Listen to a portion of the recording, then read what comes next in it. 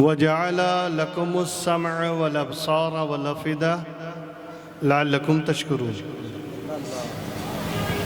صدق اللہ مولانا العظیم وصدق رسولہ النبی الامین الکریم ونحن على ذلك لمن الشاہدین والشاکرین والحمد للہ رب العالمین۔ بارگاہ رسالت و آل رسالت میں عقیدت اور محبت کے ساتھ اپنی غلامی کا ثبوت دیتے ہوئے بآواز بلند درود پاک کا نذرانہ پیش فرمائیں۔ اللہم صلی علی سیدنا مولانا محمد وعلی سیدنا و مولانا محمد کما تحب و ترضى بن تصلی علیہ علیہ وسلم۔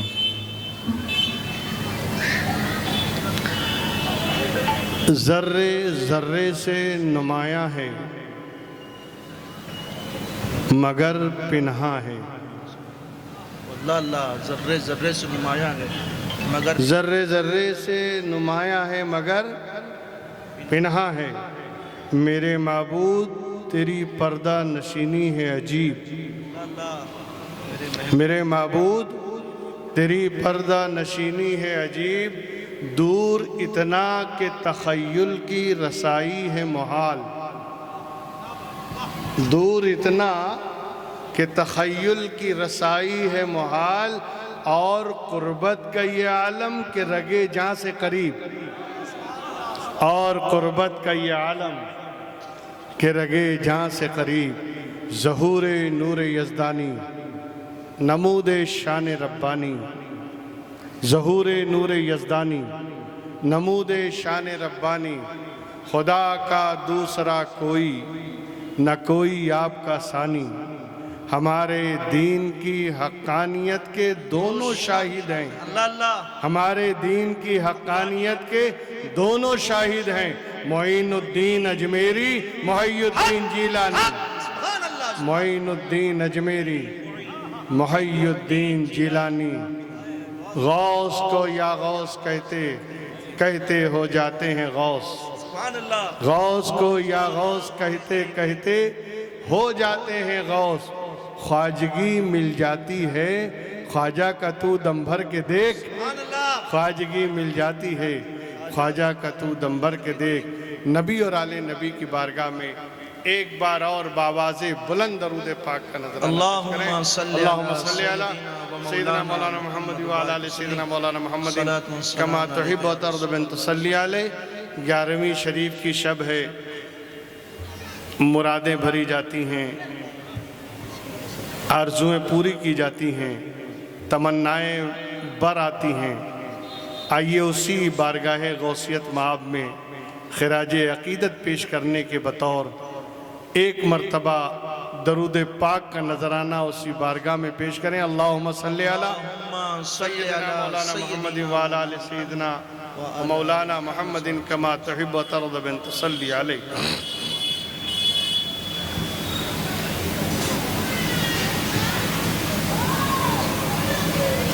ایک طویل عرصے کے بعد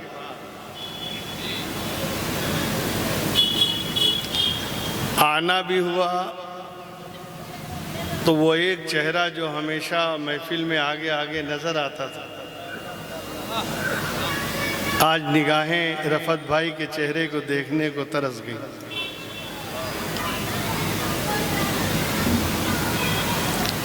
اہل سنت والجماعت کا وہ عظیم سپہ سالار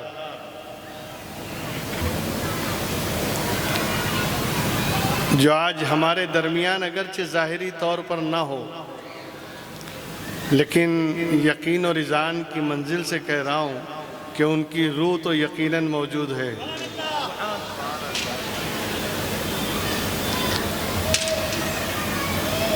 سید صاحب قبلہ نے مجھے حکم دیا حاضر ہونے کا، لیکن اس وقت یہ نہیں بتایا کہ میں کہاں جا رہا ہوں، ورنہ گزشتہ سال بغداد شریف میں میری ملاقات ان سے ہوئی تھی۔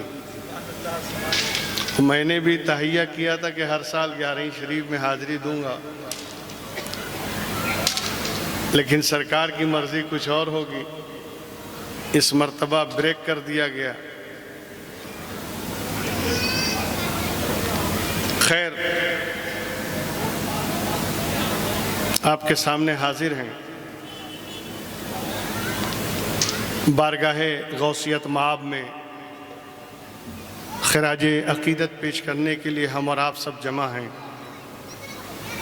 اور اس یقین کے ساتھ بیٹھیے گا، اس یقین کے ساتھ حاضری دیجیے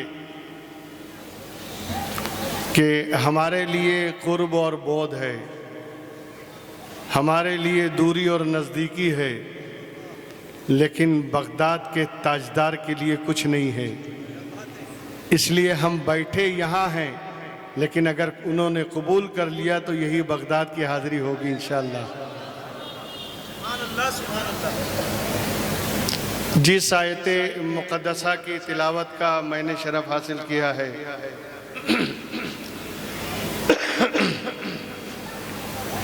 اسی آیت مبارکہ پر کچھ دیر ہمارے اور آپ کے درمیان گفتگو ہوگی، اور میں اس آیت کریمہ کا ترجمہ اور ہلکی سی وضاحت کرنے کے بعد میں چاہوں گا کہ اسی آیت کے مادھیم سے اور اسی آیت کے واسطے سے ہم بارگاہ غوثیت مآب میں خراج عقیدت پیش کریں۔ قرآن جو اللہ کا کلام ہے، جس کی عظمت، جس کی ہیبت، جس کی شوکت اور جس کی رفعت کا یہ عالم ہے کہ خود قرآن کریم میں اللہ فرماتا ہے کہ اگر ہم اس کو پہاڑ پر اتارتے تو پہاڑ ریزہ ریزہ ہو جاتا۔ لو انزلنا هذا القرآن على جبل لرأيته خاشعا متصدعا من خشية اللہ۔ اس قرآن کی عظمت اور ہیبت اور شوکت کا یہ عالم ہے کہ اللہ خود قرآن میں فرماتا ہے، توجہ چاہوں گا میں، لو انا قرآنا سیرت بہ الجبال او قطعت بہ الارض او کلم بہ الموتى۔ اس قرآن کی عظمت و شوکت کا یہ عالم ہے کہ اس قرآن کے ذریعے پہاڑوں کو چلایا جا سکتا ہے، زمین کو پھاڑا جا سکتا ہے، اور مردوں سے بات کی جا سکتی ہے۔ یہ قرآن کی عظمت ہے۔ ہم نے اس کی عظمت و شوکت کو پہچانا نہیں ہے۔ آج ہماری ذلت و خواری اور زمانے میں جو رسوائی ہے، اس میں بہت ساری وجہ ہوں گی، لیکن سب سے بڑی وجہ یہ ہے کہ وہ معزز تھے زمانے میں مسلمان ہو کر، وہ معزز تھے زمانے میں مسلمان ہو کر، اور ہم خوار ہوئے تاریک قرآن ہو کر۔ ہم نے قرآن کو چھوڑ دیا، ہم نے قرآن کی ہدایتوں کو چھوڑ دیا، ہم نے قرآن کی سنتوں پر عمل کرنا چھوڑ دیا، قرآن کی ہدایتوں پر عمل کرنا چھوڑ دیا، قرآن کے بتائے ہوئے راستے پر چلنا چھوڑ دیا، قرآن کی انسٹرکشن اور اس کی تعلیمات کو ہم نے بالائے طاق رکھ دیا۔ آج زمانے میں ہمیں ذلت و خواری نصیب ہو رہی ہے، اور وہی تھے جو قرآن کو سینے سے لگا کے اٹھے تو زمانہ ان کے قدم نہ روک سکا۔ وہ بڑھے تو بڑھتے ہی چلے گئے، وہ اٹھے تو اٹھتے ہی چلے گئے۔ ارے خشکی تو خشکی ہے، خشکی تو خشکی ہے، تری میں انہوں نے راستہ بنا لیا۔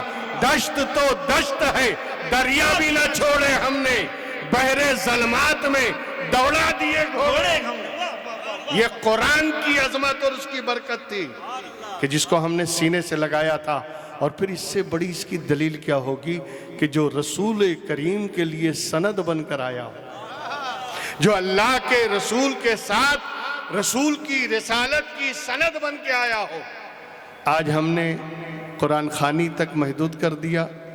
آج اسے ہم نے ادگھاٹن، افتتاح، نیا مکان بنایا، نئی دکان بنائی، نیا دھندا شروع کیا، قرآن خوانی کر لیا۔ یہی کیا قرآن اسی لیے نازل ہوا ہے؟ کیا قرآن کے نزول کا مقصد یہی ہے؟ اٹھاؤ قرآن، قرآن خود کہتا ہے ان ھذا القرآن یہدی للتی ہی اقوم۔ یہ قرآن مضبوط اور مستحکم باتوں کی طرف ہدایت کرنے کے لیے آیا ہے، سبحان اللہ سبحان اللہ۔ ہوائی باتیں نہیں ہیں، ہوائی تخیلات نہیں ہیں، پھیکم پھاک نہیں ہے، قرآن اگر بات کرتا ہے تو دلیل سے، اور بات سنتا بھی ہے تو دلیل سے۔ قُلْ ہَاتُوا بُرْہَانَکُمْ، اگر بات کرو گے تو قرآن کہے گا دلیل لاؤ، تو جو قرآن دوسروں سے دلیل مانگتا ہے وہ جب بات کرے گا تو دلیل سے بات کرے گا۔ اسی لیے قرآن کی ہر بات مدلل ہے، قرآن کی ہر بات مدلل ہے، دلیل سے مبرہن ہے۔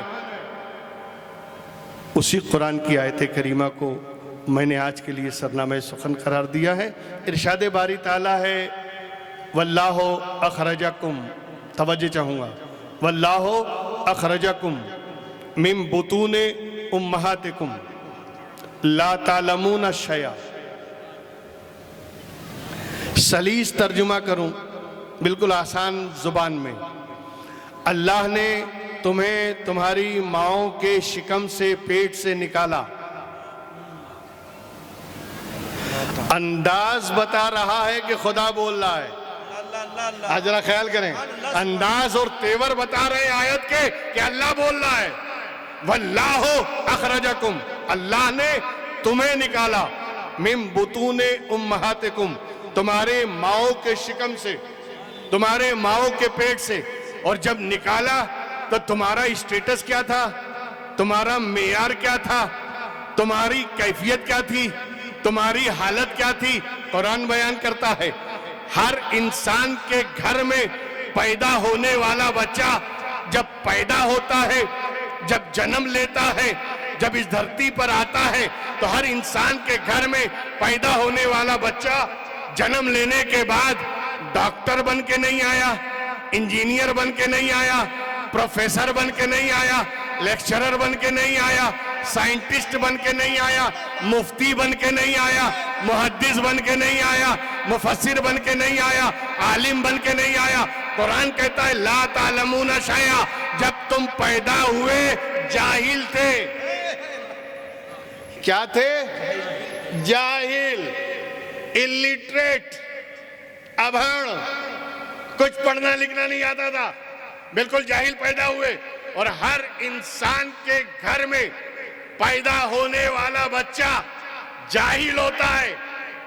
بڑا ہوا، ہوش سنبھالا، چلنے پھرنے لگا، 5-6 برس کا ہو گیا، ماں باپ نے مدرسے میں داخلہ کرا دیا، ماں باپ نے اسکول میں داخلہ کرا دیا، اسکول جانے لگا، اسکول پاس کیا، پہلی، دوسری، تیسری، 10ویں تک گیا، 11ویں پڑھ لیا، 12ویں پڑھ لیا، اس کے بعد انجینئرنگ کی لائن میں چلا گیا، ڈاکٹر کی لائن میں چلا گیا۔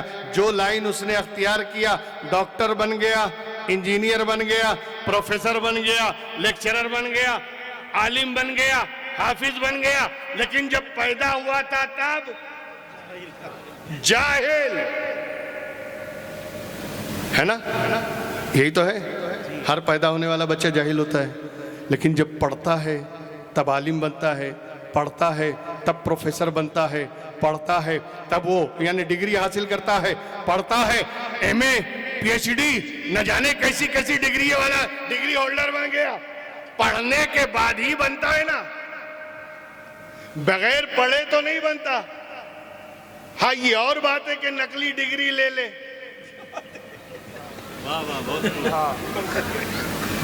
آج کل فرضی ڈگری والے بہت نکل گئے، فرضی ڈگری لے لے، بعد میں وہ بھی کھل جائے کہ فرضی ہے۔ ہمیں فرضی تو ہوگا جو خود سر سے پیر تک فرضی ہو، تو پھر ہر چیز فرضی ہوگی۔ بلکہ نقلی ڈگری لے لے وہ الگ بات ہے، لیکن پڑھے گا عالم بنے گا، پڑھے گا پروفیسر بنے گا، پڑھے گا لیکچرر بنے گا، بن گیا۔ لیکن جب پیدا ہوا تھا تو جاہل۔ یہاں تک میرے ساتھ آ گئے نا؟ اب آئیے تھوڑا سی، میں نے 2 آیتیں مسلسل تلاوت کیا ہے۔ پہلی آیت اللہ فرماتا ہے کہ ہم نے تمہیں تمہاری ماؤں کے شکم سے نکالا، تمہاری ماؤں کے پیٹ سے نکالا، اس حال میں اس کیفیت میں کہ تم کچھ جانتے نہیں تھے، تم جاہل تھے، تم ان پڑھ تھے، تمہیں پڑھنا لکھنا نہیں آتا تھا، تمہارے پاس علم نہیں تھا، تمہارے پاس گیان نہیں تھا، تمہارے پاس ایجوکیشن نہیں تھا، جاہل پیدا ہوئے۔ جاہل پیدا کیا. پھر آگے اللہ فرماتا ہے وَجَعَلَ لَكُمُ السَّمْعَ، ہم نے تمہیں کان دیے، سماعت دی، سننے کی طاقت دی، وَالْأَبْصَارَ آنکھیں دی، وَالْأَفْئِدَةَ دل و دماغ دیا. سبحان اللہ. کان دیے، آنکھ دی، دل و دماغ دیا. لعلکم تشکرون، تاکہ تم اللہ کا شکر ادا کرو، سبحان اللہ. سبحان اللہ. تاکہ تم اللہ کا شکر ادا کرو. میں پوچھنا چاہتا ہوں، تین ہی چیز کا ذکر کر رہا ہے، اللہ اکبر. اللہ اکبر. کان، آنکھ، دل و دماغ. بس یہی اللہ نے دیا ہے. ہاتھ نہیں دیا، پیر نہیں دیا، شریر نہیں دیا، کھوپڑی نہیں دی. یہ سارا شریر، یہ پوری باڈی دینے والا کون ہے؟ اللہ. بولو، اللہ. کس نے دیا ہے؟ ہر نعمتیں دینے والا کون ہے؟ آسمان سے بارش برساتا ہے، نعمت ہے. زمین سے سبزہ اگاتا ہے، نعمت ہے. پھل فروٹ پیدا کرتا ہے، نعمت ہے. اناج پیدا کرتا ہے، نعمت ہے. ہوائیں چلاتا ہے، نعمت ہے. نعمت ہے. نہ چلے تو اللہ. انا للہ، اللہ اللہ نہیں، انا للہ. اگر ہوا رک جائے، آکسیجن نہ ملے، آیا تھا نا ایک دور، آکسیجن نہ ملے. آیا تھا نا ایک دور کورونا شاہ بابا کے بعد. کورونا شاہ بابا آئے تھے نا، اور اس کے بعد ایک دور آیا، دوسرا راؤنڈ جب چلا، آکسیجن نہیں مل رہی ہے، آکسیجن نہیں مل رہی ہے. اسی میں سینکڑوں، ہزاروں، بلکہ لاکھوں چلے گئے. آکسیجن نہیں مل رہی ہے. دوستو، اگر آکسیجن روک دیا جائے، ہوائیں رک جائیں، آدمی مر جائے نا، تو ہوائیں بھی نعمت ہے، پانی برساتا ہے وہ بھی نعمت. اتنی نعمتیں عطا کیا ہے، اور کہتا ہے ہم نے تمہیں آنکھ دی، کان دیا، آنکھیں دی، دل و دماغ دیا. وجہ کیا ہے کہ ساری نعمتوں کو چھوڑ کر شریر کے دوسرے پارٹ کا، شریر کے دوسرے حصوں کا ذکر نہ کر کے اس آیت میں صرف 3 چیزوں کا ذکر کیا جا رہا ہے. صرف 3 چیزوں کا ذکر ہے. آنکھیں دی، کان دیے، دل و دماغ دیا.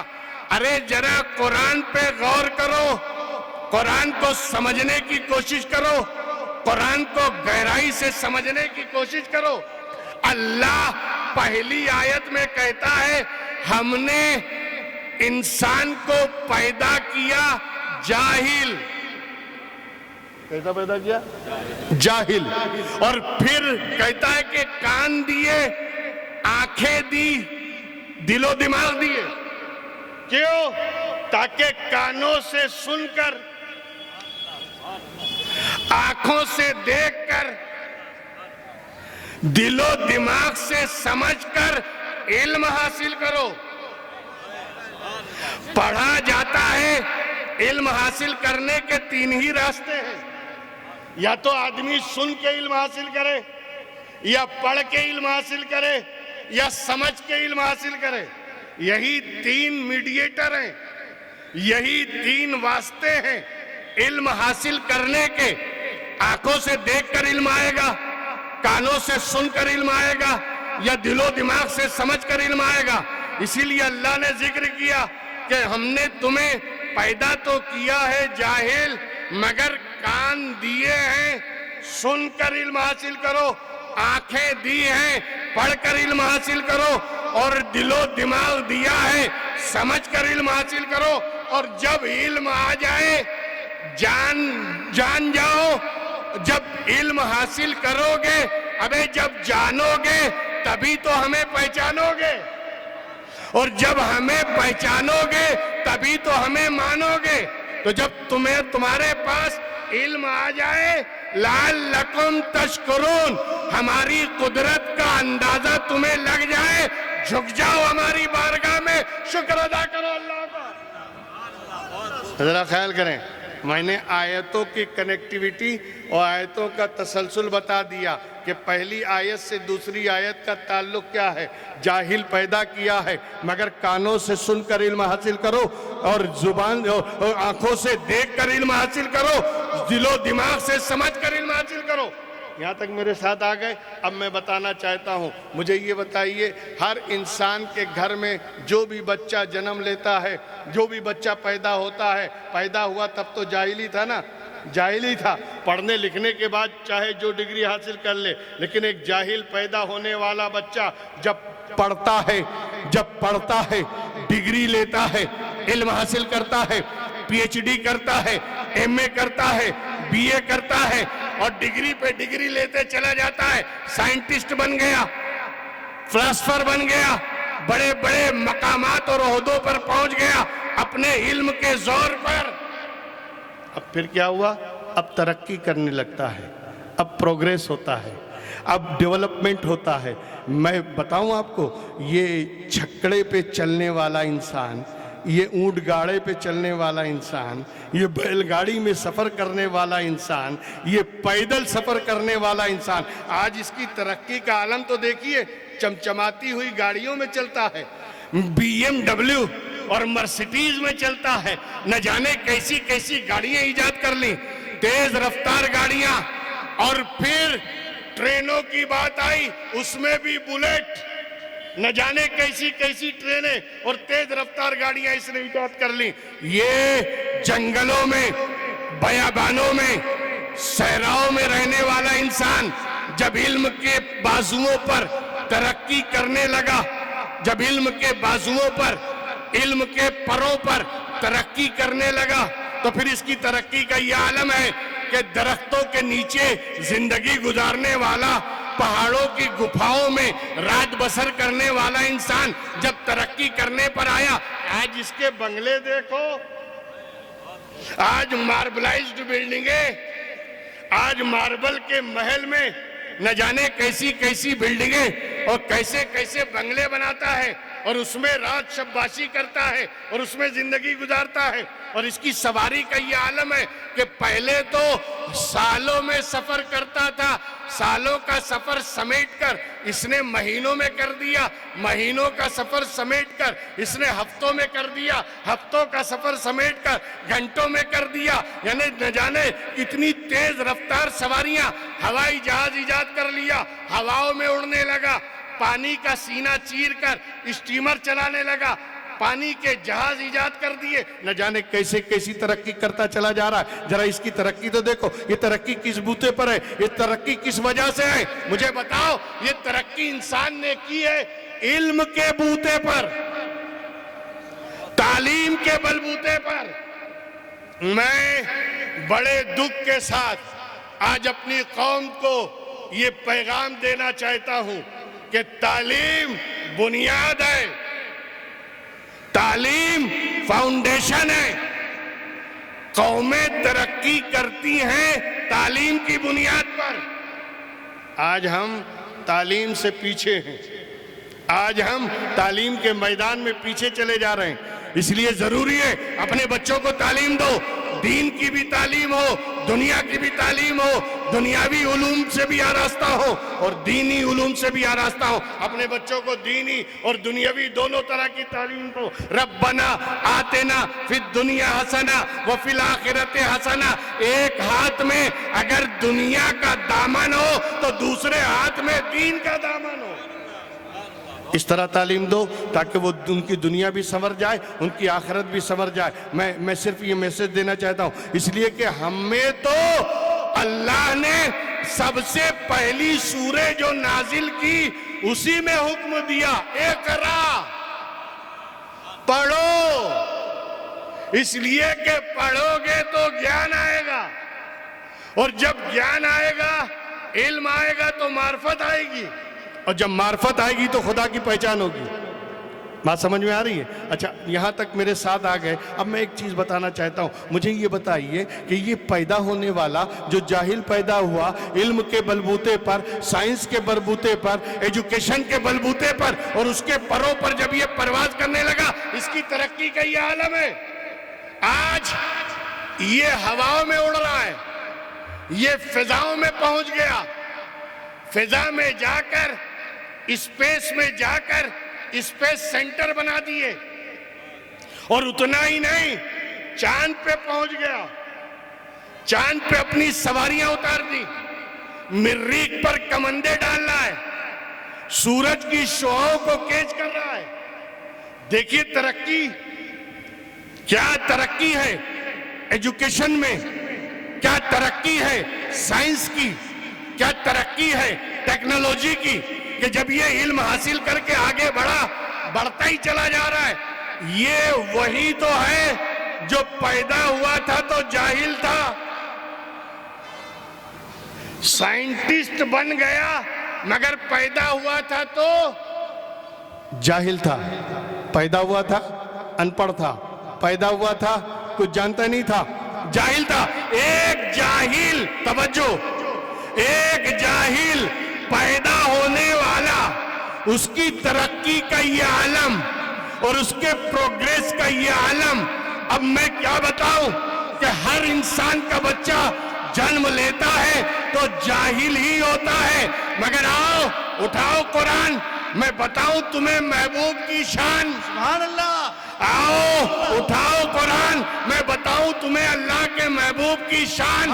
کھولو سورہ رحمان، سبحان اللہ، الرحمن علم القرآن خلق الانسان علمہ البیان۔ رحمان وہ ہے جس نے اپنے محبوب کو پہلے قرآن کا علم دیا، پھر انسان بنا کے، سبحان اللہ، سبحان اللہ، سبحان اللہ، سبحان اللہ، سبحان اللہ، پہلے قرآن کا علم دیا پھر انسان بنا کے پیدا کیا۔ علم القرآن پہلے، خلق الانسان بعد میں، علم القرآن پہلے، خلق الانسان۔ اب جب یہ بات سمجھ میں آ گئی کہ اللہ نے اپنے محبوب کو قرآن کا علم پہلے دیا پھر انسان بنا کے پیدا کیا، پہلے قرآن کا علم دیا پھر انہیں بشر بنا کے بھیجا، پہلے قرآن کا علم دیا پھر انہیں مکہ میں پیدا کیا، علم لے کر آ رہے ہیں، علم سیکھ کر آ رہے ہیں، اور کس نے پڑھایا؟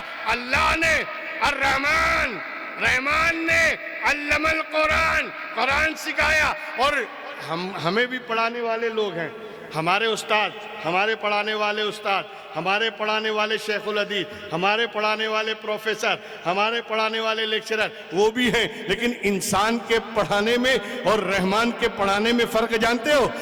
انسان کے پڑھانے میں ہم پڑھتے بھی ہیں، بھولتے بھی ہیں، ہمارے استاد بھی پڑھے ہوں گے، کچھ نہ کچھ تو بھولا ہوگا، ہاں یہ انسان کی فطرت ہے کہ پڑھتا بھی ہے بھولتا بھی ہے، لیکن اللہ نے جب پڑھایا تو قرآن میں وعدہ کیا، سَنُقْرِئُكَ فَلَا تَنْسَىٰ، اے محبوب ہم تجھے ایسا پڑھائیں گے کہ کبھی بھولے گا نہیں، سبحان اللہ، سبحان اللہ، سبحان اللہ، سبحان اللہ، ایسا پڑھائیں گے بھولو گے نہیں۔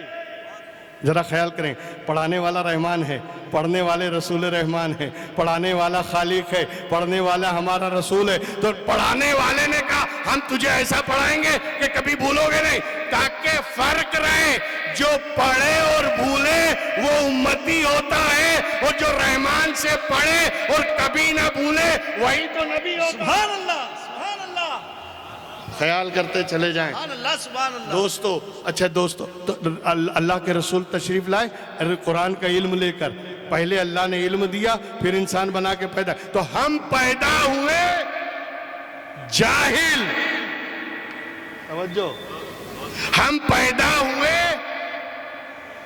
جاہل اور وہ پیدا ہوئے عالم، وہ پیدا ہوئے عالم، ہم پیدا ہوئے جاہل اور وہ آئے علم لے کر عالم۔ جب جاہل کی ترقی کا یہ عالم ہے، سبحان اللہ، واہ واہ واہ، سبحان ابے اللہ، جاہل پیدا ہونے والے کی ترقی کا یہ عالم ہے، تو جو علم لے کر آیا ہو اس کی ترقی کا عالم کیا؟ نعرہ تکبیر، نعرہ رسالت، شان مصطفیٰ، سبحان اللہ، سبحان اللہ، اس کی ترقی کا عالم کیا ہوگا، اس کے پروگریس کا عالم کیا ہوگا؟ اور یہی تو وجہ ہے کہ یہ جاہل پیدا ہونے والا جب اٹھا ہواؤں میں گیا، اور اٹھا فضاؤں میں گیا، اور اٹھا چاند پر پہنچ گیا اور اٹھا سیاروں تک پہنچ گیا، لیکن جو علم لے کر آیا ہے وہ جب اٹھا فضاؤں سے گزرتے ہوئے اسپیس سے بھی آگے ساتوں آسمان کو چیرتے ہوئے لامکہ تک چلا گیا۔ سبحان اللہ سبحان اللہ اللہ یا رسول اللہ سبحان اللہ کیوں؟ اس لیے کہ یہ علم لے کر آیا ہے۔ یہ جاہل پیدا ہونے والا اٹھا چلا، ہوا میں گیا، فضا میں گیا اور آگے بڑھا، چاند پر پہنچ گیا۔ کیا کیا؟ جھنڈے گاڑ دیے۔ اور یہ جو علم لے کر آیا ہے، اللہ سے پڑھ کر آیا ہے، یہ فضا میں، یہ چاند پر جائے گا نہیں، اسی دھرتی پہ کھڑے کھڑے انگلی سے اشارہ کرے گا، چاند دو ٹکڑے ہو جائے گا۔ سبحان اللہ سبحان اللہ۔ یہ جاہل پیدا ہونے والا، اس نے سورج کی کرنوں کو کیچ کر لیا، سورج کی شعاؤں کو، سورج کی ریز کو، سورج کی کرنوں کو کیچ کر کے سولار سسٹم بنایا۔ سولار سسٹم، کچھ بات؟ سولار سسٹم بنایا، سولار سسٹم ایجاد کر دیا، سورج کی شعاؤں کو کیچ کر کے سولار سسٹم بنایا۔ اپنی سائنس کے ذریعے، اپنی تعلیم کے ذریعے، اپنے ایجوکیشن کے ذریعے، اپنے علم کے ذریعے اس نے سورج کی شعاؤں کو کیچ کر کے سولار سسٹم ایجاد کیا۔ لائٹیں جلائیں، گاڑیاں چلائیں، گھر کا اے سی چلایا، گھر کا ہیٹر چلایا، اسی سولار سسٹم سے یہ سب کر رہا ہے۔ تو یہ ترقی تو ہے، مگر یہ جاہل پیدا ہوا ہے۔ اس کی ترقی یہ ہے کہ سورج کی شعاؤں کو کیچ کرے اور اس کو اپنے کام میں لے، مگر جو علم لے کر آیا ہے، جو اللہ سے پڑھ کر آیا ہے، وہ سورج کی کرنوں کو کیچ نہیں کرے گا، بلکہ انگلی سے اشارہ کرے گا، ڈوبا ہوا سورج پلٹ آئے گا۔ ذرا خیال کرتے چلے آپ، یہ علم لے کر آیا ہے، یہ علم لے کر آیا ہے، اس لیے اللہ نے اسے وہ مرتبہ اور مقام دیا ہے اور وہ بلندی عطا کی ہے کہ ایک جاہل پیدا ہونے والا وہ اور ہے، اور جو علم لے کر آیا ہے وہ اور ہے۔ میں زیادہ تفصیل میں تو آپ کو نہیں لے جاؤں گا، مگر ایک واقعہ تو آپ کے گوش گزار کر دوں، آپ کے ذہنوں کو اس واقعے سے، یعنی اس واقعے کو آپ کے ذہن و دماغ تک میں پہنچانے کی کوشش کروں گا۔ ہوا یہ کہ مختصر سا واقعہ ہے، بس میں وہ واقعہ بیان کروں اور سیدھے میں ہم اور آپ بغداد حاضر ہوتے ہیں انشاءاللہ۔ بس واقعہ سن لیجئے۔ ہوا یہ کہ حضرت فاطمہ بنت اسد، حضرت فاطمہ بنت اسد یہ حضرت علی کی ماں ہیں، حضرت مولا کائنات مولا علی مشکل کشا کی والدہ ہیں، فاطمہ بنت اسد، ان کا نام بھی فاطمہ بنت اسد، اور حضرت علی کی زوجہ ہیں فاطمہ بنت رسول اللہ صلی اللہ علیہ وسلم۔ تو یعنی ماں کا نام بھی فاطمہ بنت اسد، اور بیوی زوجہ کا نام بھی فاطمہ۔ تو بہرکیف حضرت علی کی والدہ حضرت فاطمہ بنت اسد، توجہ رکھیے گا، بس تھوڑی دیر متوجہ رہیے پلیز۔ فاطمہ بنت اسد، ہوا یہ کہ جب حضرت مولا کائنات مولا علی مشکل کشا جب شکم مادر میں آئے، ماں کے شکم میں آئے، تو اس کے بعد حضرت فاطمہ بنت اسد کا طور طریقہ بدل گیا، حضرت فاطمہ بنت اسد کا طور طریقہ بدل گیا۔ بدل کیا گیا کہ جب حضور اکرم صلی اللہ علیہ وسلم جب اعلان نبوت نہیں کیا تھا سرکار نے، اللہ کے رسول نے اعلان نبوت ابھی کیا نہیں تھا، 40 سال سے کے اندر کا واقعہ ہے۔ بہرحال حضرت مولا کائنات جب شکم مادر میں ماں کے پیٹ میں آئے، اور اس کے بعد سے فاطمہ بنت اسد کا معمول یہ ہو گیا کہ جب محمد ابن عبداللہ یعنی ہمارے رسول جب گھر میں آتے تھے، فاطمہ بنت اسد تعظیم کے لیے کھڑی ہو جاتی تھی، ادب کے لیے۔ بھئی حضرت علی کی ماں رسول کی چچی لگے، کیا لگے؟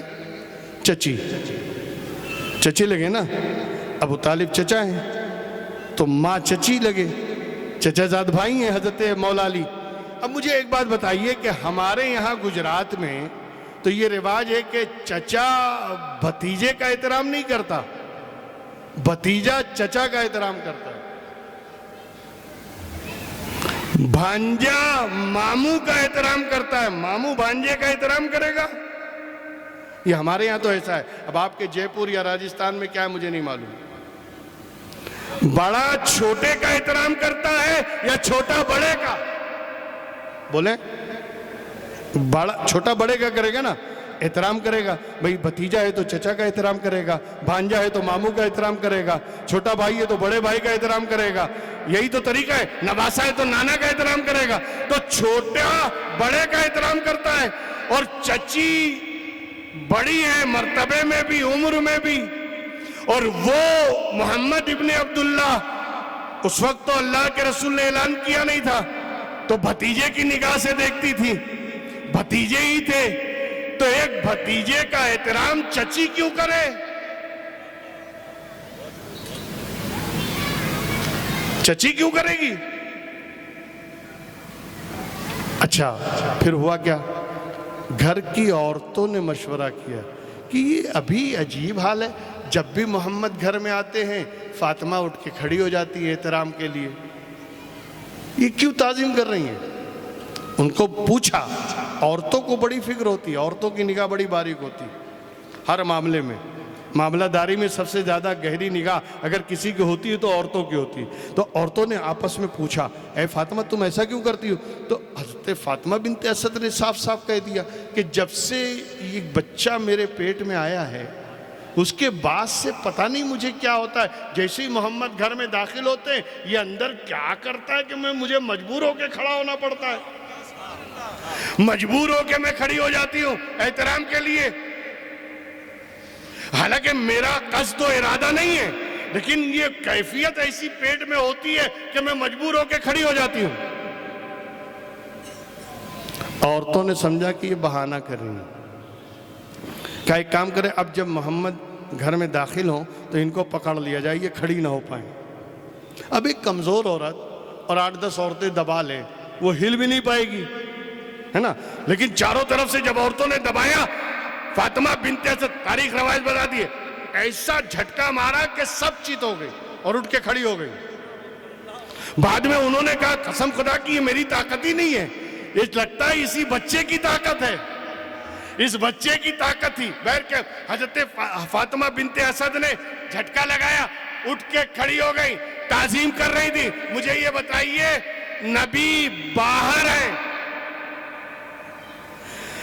مولا کائنات ماں کے شکم میں، پتہ کیسے چلا کہ نبی آ گئے؟ کیسے پتہ چلا؟ ابے جب علی کے غیب کا یہ عالم ہے تو نبی کے علم غیب کا عالم سبحان اللہ، سبحان اللہ، سبحان اللہ، سبحان ہے نا. تو جو ماں کے شکم میں اتنا علم جو ماں کے شکم میں اتنا علم رکھے، وہی جب دنیا میں دھرتی پر آئے گا تو رسول کہیں گے انا مدینۃ العلم وعلی بابها، علم کا شہر میں ہوں، علی اس کا دروازہ ہے. خیال کرتے چلے جائیں. بہرحال میں زیادہ تفصیل میں نہیں لے جانا چاہتا اور نہ زیادہ دور تک آپ کو لے جانا چاہتا. میں بتانا یہ چاہتا کہ ماں کے شکم میں مولا کائنات کا علم کا یہ عالم ہے. اب آئیے بغداد چلیں، سبحان اللہ. آئیے نبی کی اولاد در اولاد در اولاد، نہ جانے کتنی پیڑھی کے بعد بغداد میں پیدا ہونے والا ایک بچہ سبحان اللہ. ماہ رمضان کی چاند رات کو جنم لیتا ہے. ماہ رمضان میں چاند رات کو پیدا ہوا. دوسرے دن والد سے علماء نے پوچھا چاند کی شہادت ملی یا نہیں؟ کہا شہادت تو نہیں ملی، اور چاند کی رویت کی کوئی شہادت تو نہیں ملی، مگر میرے گھر میں جو بچہ پیدا ہوا ہے اس نے سحری سے افطار تک دودھ نہیں پیا ہے. سبحان اللہ. آپ ذرا خیال کریں، جو ماں کے شکم سے شریعت کا علم لے کر آیا ہو، روزے کا علم لے کر آیا ہو، روزے کے مسائل کا علم لے کر آیا ہو، تو غوث اعظم جب پیدا ہوئے ان کے علم کا یہ عالم ہے، تو پھر جوانی میں علم کا عالم کیا ہوگا؟ اور جیسے جیسے مرتبہ بڑھتا گیا، بارگاہ الہی رسائی میں قربت اور نزدیکی بڑھتی گئی، غوث اعظم کا علم بڑھتا چلا گیا۔ دوستو یہ وہی غوث اعظم ہیں جنہوں نے اپنے قصیدہ غوثیہ میں فرمایا وَكُلُّ وَلِيٍّ لَهُ قَدَمُ وَإِنِّي عَلَىٰ قَدَمِ النَّبِي بَدْرِ الْكَمَالِ۔ ہر ولی کسی نہ کسی نبی کے نقش قدم پر ہے، ہر ولی کسی نہ کسی نبی کے نقش قدم پر ہوتا ہے۔ کوئی حضرت آدم کے نقش قدم پر ہے، کوئی حضرت موسیٰ کے نقش قدم پر ہے، کوئی حضرت داؤد کے نقش قدم پر ہے، کوئی حضرت زکریا کے نقش قدم پر، کوئی حضرت یحییٰ کے نقش قدم پر، کوئی حضرت ابراہیم کے نقش قدم پر، کوئی حضرت اسماعیل کے نقش قدم پر، کوئی حضرت عیسیٰ کے نقش قدم پر۔ ہر ولی کسی نہ کسی نبی کے نقش قدم پر ہوتا ہے، اور جو ولی جس نبی کے نقش قدم پر ہوتا ہے اس نبی کا اور جمال ہوتا ہے، اس نبی کا عکس ہو جاتا ہے، یعنی وہ چیزیں جو اس نبی میں معجزے کے طور پر ہوتی ہے وہ اس میں کرامت کے طور پر آتی ہے۔ بات سمجھ میں آ رہی؟ اگر حضرت موسیٰ کے نقش قدم پر ہے تو حضرت موسیٰ کا عصا، اگر عصائے موسیٰ وہ معجزہ تھا تو اس کا عصا بھی کرامت بنے گا، اس کا عصا بھی کرامت ظاہر کرے گا۔ اگر حضرت عیسیٰ کے نقش قدم پر ہے تو حضرت عیسیٰ مردوں کو زندہ کرتے تھے، یہ بھی مردوں کو زندہ کرے گا۔ حضرت عیسیٰ مادرزاد اندھے کو آنکھ دیتے تھے، یہ بھی مادرزاد اندھے کو آنکھ دے گا۔ وہ نبی معجزہ دکھاتا تھا، یہ ولی کرامت دکھائے گا۔ کیوں؟ اسی نبی کے نقش قدم پر ہے۔ تو غوث اعظم فرماتے ہر ولی کسی نہ کسی نبی کے نقش قدم پر ہوتا ہے، اور میں سید الانبیاء کے نقش قدم پر ہوں، میں سید الانبیاء کے نقش قدم پر ہوں۔ یہاں کیا مطلب؟ جس طرح میرا نبی جامع المعجزات ہے، جس طرح میرا نبی جامع المعجزات ہے، اسی طرح میرا غوث جامع الکرامات ہے۔ جتنی کرامتیں غوث اعظم سے سرزد ہوئیں کسی ولی سے نہیں ہوئی، جتنی کرامتیں غوث اعظم نے دکھائیں کسی ولی نے نہیں دکھایا، جتنی کرامتیں غوث اعظم کے ہاتھوں سے سرزد ہوئی کسی ولی سے نہیں ہوئی۔ کیوں؟ اس لیے کہ یہ سید الانبیاء کے نقش قدم پر ہیں۔ یہ چلے تو معجزہ، وہ چلے تو معجزہ، وہ بیٹھے تو معجزہ، وہ اٹھے تو معجزہ، وہ دیکھے تو معجزہ۔ وہی حال میرے غوث کا، چلے تو کرامت ہے، بولے تو کرامت ہے، دیکھے تو کرامت ہے۔ ارے دیکھنے کا تو یہ عالم ہے، چور کو دیکھ لے ولی بنا دے۔ نعرہ تکبیر، نعرہ رسالت، جشن غوث الورا۔ سبحان اللہ، سبحان اللہ۔ چور کو دیکھیں ولی بنا دیں، ڈاکو پہ نگاہ ڈالیں ولی بنا دیں۔ واقعہ یاد نہیں کہ ایک مرتبہ جنگل سے غوث اعظم گزر رہے ہیں، جنگل سے گزر رہے ہیں، ایک ڈکیت سامنے آیا، ایک ڈاکو سامنے آیا، اور آنے کے بعد حضور غوث اعظم سے کہتا ہے مال دو، کہا مال نہیں ہے، پیسہ دو، پیسہ نہیں ہے، جو کچھ ہے نکال دو، جیب میں کچھ نہیں ہے۔ اس نے غوث اعظم کا جبہ تھاما، دامن پکڑ کے جھجوڑا، کہا یہ جبہ دے دو۔ جیسے ہی اس نے جبہ تھاما، غوث اعظم نے نگاہ اٹھائی، مولا عبد القادر کا دامن تھاما ہے، قیامت تک چھوٹنے نہ پائے، قیامت تک چھوٹنے نہ پائے۔ وہیں توبہ کیا اور وہیں نگاہ غوث نے مرتبہ ولایت عطا کر دیا۔ آپ ذرا خیال کریں، 500 ڈاکوؤں کو، کتنے؟ 500 یا اس سے زائد ڈاکوؤں کو ولایت کا مرتبہ غوث اعظم نے اپنی نگاہ فیض سے عطا کیا ہے۔ یہ میرے غوث کی کرامت کہ نگاہ ڈال دے تو ولی بنا دے، نگاہ اٹھا دے تو ولی بنا۔ دوستو ہم زیادہ تفصیل میں نہیں جاتے ہوئے بس اتنا بتا دوں کہ دیکھو جو ماں کے شکم میں علم رکھتا ہو، جو ماں کے شکم سے حافظ قرآن بن کے آیا ہو، ماں کے شکم سے حافظ قرآن بن کے آیا ہو، تو پھر اس دنیا میں اس کے علم کا عالم کیا ہوگا؟ آپ ذرا خیال کریں۔ اور دوستو ایک واقعہ صرف غوث اعظم کا، جو حضور غوث اعظم کی پیدائش سے پہلے کا تھا، وہی واقعہ آپ کے سامنے پیش کر دوں اور میں اپنی گفتگو کو سمیٹ لوں۔ ہوا یہ کہ ایک مرتبہ غوث اعظم بیٹھے ہیں، سارے مریدین تشریف فرما ہیں، اتنے میں ایک صاحب آئے اور آنے کے بعد انہوں نے بڑی محبت سے اور بڑے ادب سے کہا السلام علیکم۔ غوث اعظم نے جواب دیا وعلیکم السلام، وعلیکم السلام، 2 مرتبہ۔ سلام کرنے والے نے ایک مرتبہ سلام کیا، غوث اعظم نے 2 مرتبہ جواب دیا۔ جو لوگ پاس بیٹھے تھے انہوں نے سوچا لگتا ہے کوئی وی آئی پی آدمی ہوگا، کوئی خاص ہوگا، اس کے لیے حضور غوث اعظم نے رعایت فرمائی اور 2 مرتبہ جواب عطا فرمایا۔ بہرحال تھوڑی دیر وہ بیٹھا رہا اور اس کے بعد جب وہ جانے لگا اس نے پھر حضور غوث اعظم سے کہا حضور اجازت ہے، السلام علیکم۔ غوث اعظم نے کہا وعلیکم السلام، ایک ہی بار وہ چلا گیا۔ لیکن جو قریب بیٹھے تھے اور اس میں کچھ ایسے بھی ہوتے ہیں جو سوال کرتے ہیں، انہوں نے پوچھا حضور کوئی خاص؟ کہا نہیں۔ کوئی خاص الخاص؟ کہا نہیں، ایسی کوئی بات نہیں۔ پھر آپ سلام کا جواب 2 مرتبہ کیوں دیا آپ نے؟ کہا تمہیں نہیں معلوم، میں اپنی ماں کے شکم میں تھا، یہ شخص میرے گھر آیا تھا اور اس نے آ کے کنڈی کھٹکھٹائی اور باہر سے آواز دی، غیر محرم ہونے کی وجہ سے میری ماں نے جواب نہیں دیا تھا۔ آج یہ میرے دربار میں آیا، آج میری محفل میں آیا، آج یہ پہلی بار آیا اور اس نے جب سلام کیا تو میں نے کہا لاؤ پرانا قرضہ بھی ادا کر دیں، پرانا قرضہ بھی ادا کر دیں۔ تو ایک سلام کا جواب تو وہ جو اس نے محفل میں دیا اور ایک سلام کا جواب وہ جو یہ میرے گھر آیا تھا اور اس نے سلام کیا تھا، جواب دے دیا غوث اعظم۔ اچھا ایک بات بتاؤ، ایسا کرنے کی ضرورت بھی کیا تھی؟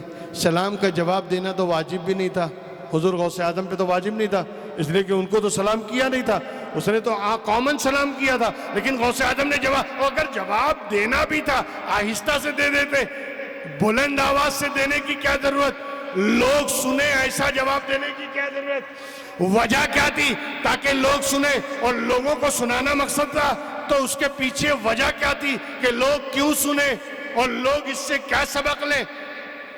بات سمجھ میں آ رہی ہے نا؟ تو غوث اعظم دھیرے سے بھی جواب دے سکتے تھے مگر بآواز بلند جواب دیا تاکہ لوگ سنیں کہ میں جواب دے رہا ہوں اور پھر مجھ سے پوچھیں، پھر میں بتاؤں۔ یہ بتانا بھی ضروری نہیں تھا، یہ بتانے کی بھی کیا ضرورت تھی؟ کہا نہیں، بتانا ضروری تھا، بتانا ضروری تھا، اور اسی لیے میں نے زور سے جواب دیا تاکہ لوگ پوچھیں۔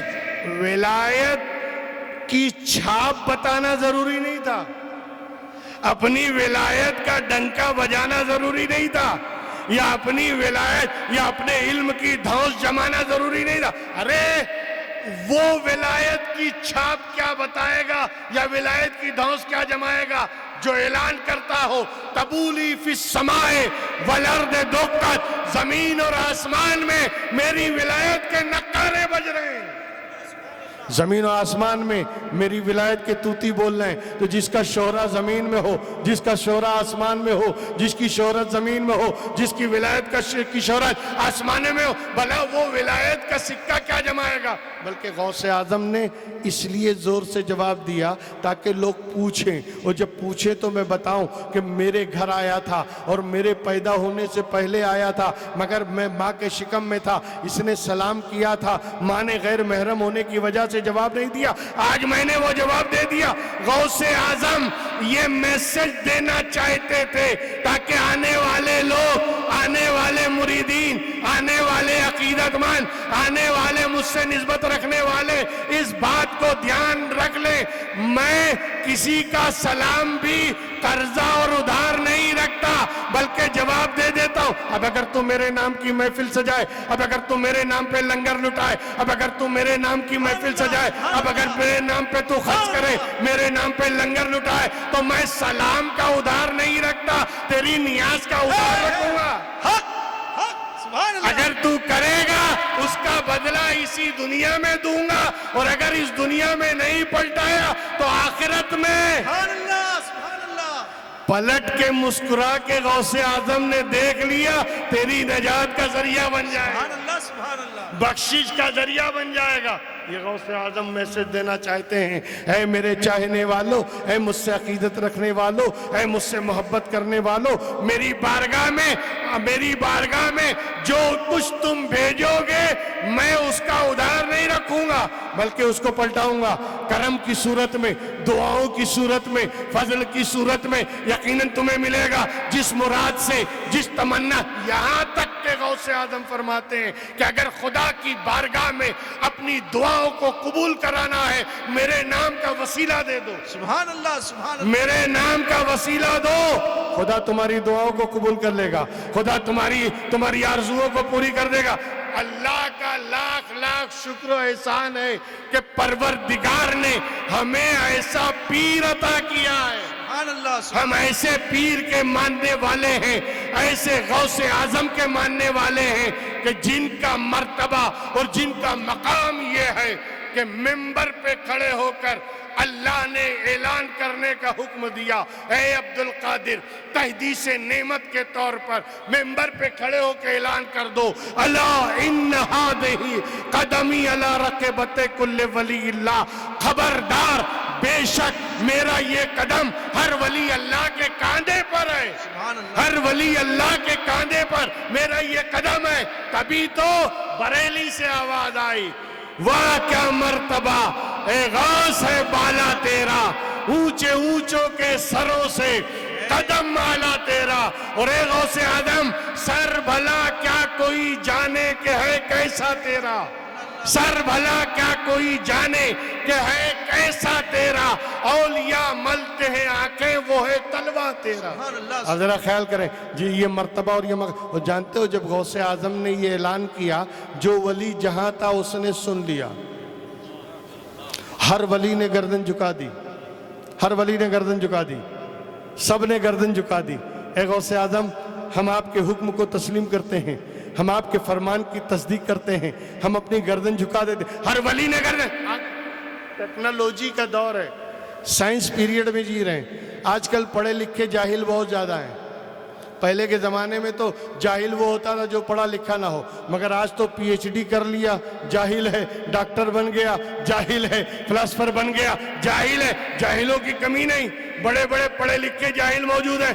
بولے یار غوث اعظم نے اعلان کیا، سارے ولیوں نے کیسے سن لیا؟